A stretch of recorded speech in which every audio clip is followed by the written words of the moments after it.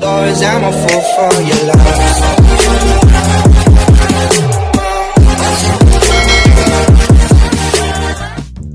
Good day mga ka-sports natin dyan. Sa unang round ng salpukan ng Alas Pilipinas kontra sa Team Vietnam, hirap na hirap nga ang Alas Pilipinas.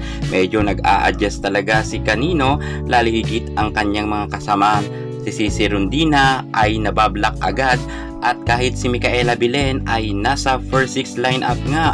Maraming ngang nabigla or nagulat ng mga fans si Gemma Galanza dahil bangko nga ngayon si Gemma Galanza, kung saan si Micaela Bilen ang ibinababad ay panay naman supalpal sa Team Vietnam dahil nga hindi ganong katangkaran itong si Micaela Bilen ay madalas nga siyang ma-block, at kapag nag-i-spike naman ang Team Vietnam ipinapadaan nga kay Bilen dahil hindi ito katangkaran, at kaya lusot na lusot ang mga hampas nga na puntos ng Vietnam, kung saan nga tumabo agad ang kanilang score sa 3 at 8 sa unang round pa lang yan mga ka-sports. Talagang medyo malala talaga ang kanilang laban sa first round dahil mukhang hindi masyado nakakapalag ang Alas Pilipinas, ngunit gumagawa nga ng paraan si Gia Amazing para makahabol sila kontra sa Team Vietnam.